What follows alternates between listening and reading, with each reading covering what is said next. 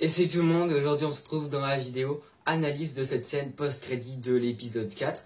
Pour ceux qui ne l'auraient pas vu, je vous invite à aller la regarder avant de regarder cette vidéo, bien évidemment, parce que elle est plutôt cool et assez intrigante. Donc cette scène post-crédit de l'épisode 4 commence avec Loki, où on découvre qu'il est encore en vie. Bon, encore une fois, je ne veux plus en parler parce que je l'avais un peu parlé dans la critique, que je vous mets juste ici si vous ne l'avez pas vu, je vous invite à aller la regarder, elle est plutôt sympathique. Et il se réveille et il se demande s'il est mort. Et là, on a un personnage qui lui dit « Pas encore, mais il faut que tu nous suives si tu veux pas le devenir. » Et la caméra tourne. Et là, on a 4 Loki, pas 2 ou 3, je sais plus combien je l'avais dit dans ma vidéo critique. Mais dans tous les cas, on a bel et bien 4 Loki. Et on commence avec le Loki qui est à droite, qui est du coup le Old Loki en soi. Qui du coup une version plus âgée de Loki, on va dire, qui son costume d'ailleurs fait très costume des comics, comme on a pu voir avec Wanda dans WandaVision, ou encore Pietro également dans WandaVision, alors que là on a vraiment un costume qui fait vraiment vieux, et je trouve ça plutôt cool. Bon, après il n'y a rien d'autre à dire sur son costume, il est jaune et vert, et il a des grandes cornes. Bref, il n'y a pas grand chose de plus à dire sur ce personnage de Loki, il porte juste une sacoche, bref, pas grand chose d'autre à dire dessus. Ensuite, on a Kid Loki qui se trouve au milieu, qui est tout simplement Loki jeune, il y a pas... tout est dans le nom en soi, et où on peut voir qui là il a un costume assez similaire à du coup le Loki qu'on a dans le MCU. Il est très similaire, sauf que ce Loki là a des toutes petites cornes sur la tête. Loki est bel et bien un personnage à part entière dans les comics. Qui d'ailleurs fait partie des Young Avengers, et bon à force, parce qu'avec du coup Tommy et Billy dans WandaVision, et ensuite le petit-fils d'Isaiah Bradley, je vais arriver à le dire, dans Falcon and the Winter Soldier, plus Kid Loki dans la série Loki, ça mène directement et ça tisse directement à une série ou un film, enfin du moins un programme sur les Young Avengers, même si je miserais plus sur une série qu'un film. Encore au milieu, on a notre Loki, pour ceux qui se posaient peut-être la question, on a le crocodile Loki. Alors, d'où Loki a un crocodile, je ne sais pas, et d'ailleurs, de ce que j'ai vu du moins, j'ai pas trouvé que ce soit bien un personnage dans les comics, du moins, je crois pas qu'il existe.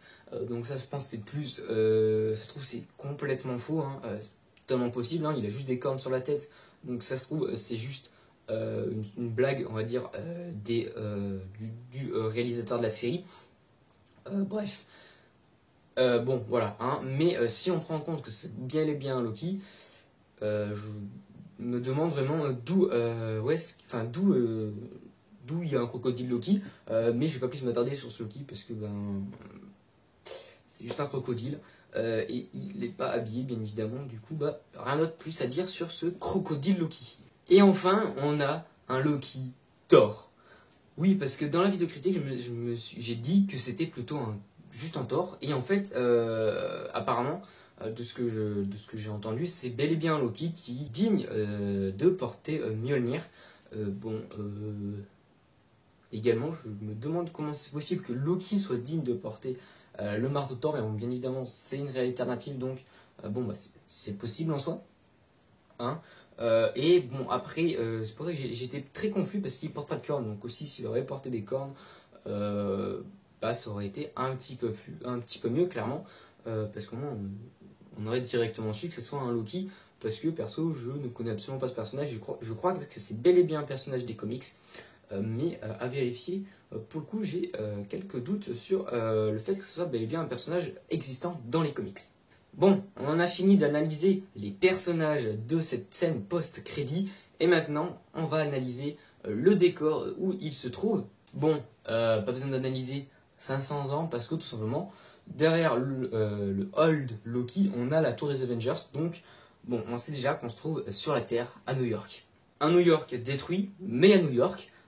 Et bon, on peut imaginer bien évidemment que ce soit du coup un New York par exemple le New York de si Loki avait gagné après la bataille contre les Avengers en 2012 dans Avengers premier du nom, et du coup que ce soit une réelle alternative, un peu une sorte même de prison où ce soit Loki qui voit s'il avait gagné, qu'est-ce qui ça serait passé, et que en fait ce soit du coup plein de Loki qui soient emprisonnés dans cette prison-là. Les personnes qui sont désintégrées par la TVA soient amenées chacun dans leur... et si tu avais fait tel truc, par exemple, une version un peu apocalypse de eux-mêmes. Donc ça voudrait dire, par exemple, si on part de ce principe-là, même si j'aime pas trop cette théorie, je préfère une autre que je vais vous dire juste après, et chacun de personne, donc par exemple Mobius qui a été désintégré, et une version, voit une autre version de lui-même, on va dire, dans une réalité alternative, un Nexus plutôt, parce que j'ai l'impression que on va avoir dans MCU vraiment le Nexus, les Nexus qu'on voit dans la série Loki et la réalité alternative qui est complètement différent. Bref, c'est possible que ça soit ça du coup, mais je miserais plus sur le fait que en fait, c'est beaucoup de fait, mais que on est en fait cette terre-là, cette sorte de prison en soi, ou ce bannissement, cet exil où sont envoyés du coup tous les variants qui n'ont pas été recrutés par la TVA. Toutes les personnes qui sont été désintégrées, tout simplement.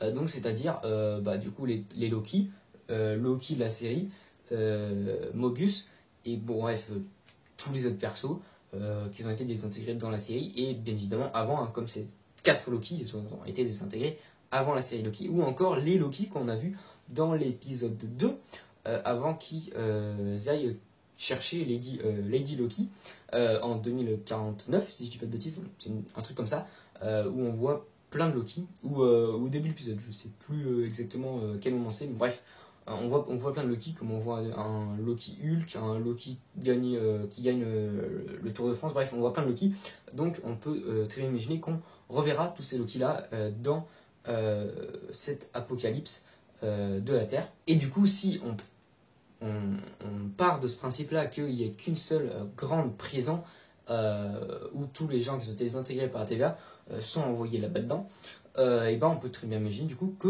Loki va retrouver Mobius et également toutes les autres personnes qui ont été désintégrées par la TVA, et du coup que ça fasse clairement une rébellion pour aller renverser la TVA. Et la grande personne qui est à la tête de la TVA, je vous mets une vidéo où j'en parle vite fait, qui est sortie il y a quelques jours, je suppose. Bref, voilà. Je pense que je vais pas plus m'attarder sur cette scène post-crédit, hein, pas besoin de faire une vidéo de 4 heures sur 2 minutes, même pas. On verra bien ce que nous réserve cette fin de série de Loki. Dites-moi ce que vous pensez de ces différentes théories en commentaire et de cette scène post-crédit en général. Perso, moi j'ai beaucoup aimé cette scène post-crédit, je m'attendais pas à ça comme scène post-crédit parce que je savais qu'il y avait une scène post-crédit. Je dis pas que je l'aurais raté parce qu'en général je regarde toujours s'il y a une scène post-crédit à la fin. Mais c'était plutôt cool et je m'attendais vraiment pas à ça. J'espère que cette vidéo vous aura plu. Pensez à liker, commenter, partager, activer la cloche de notification pour ne pas rater les prochaines vidéos. Et moi je vous dis à très bientôt pour une vidéo et n'oubliez pas de vous abonner, c'est le plus important. Ciao!